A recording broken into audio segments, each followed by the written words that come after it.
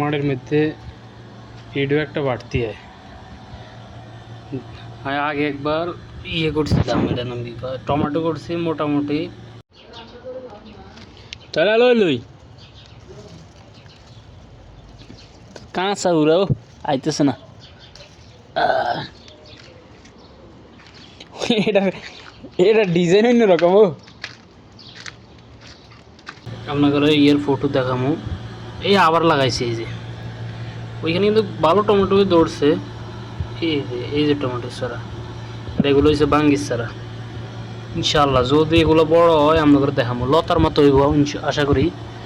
যখন এটা ফুরাটা হয়ে যাবে আর কি। এখন জায়গা কিন্তু মোটামুটি প্রচুর আছে।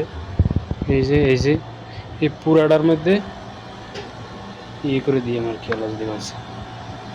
আর এই জায়গায় ধনিয়া লাগাইছিলাম, এই যে ধনিয়া হয়েছে। এই যে যখন আমার বাড়তি আয় বলতে এই যে আমি ধনিয়া আর কিনা লাগতেছে না, এখান থেকে উঠাই যতদিন সারা যায়, মানে খাবার করা যায় অতদিন চালাইতে পারি। এগুলো কিন্তু ধনিয়া। এই যে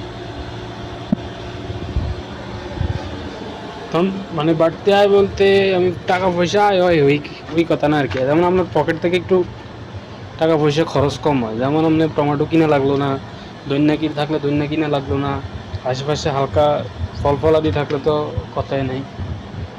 মূলত এগুলো শখেও করতেছি,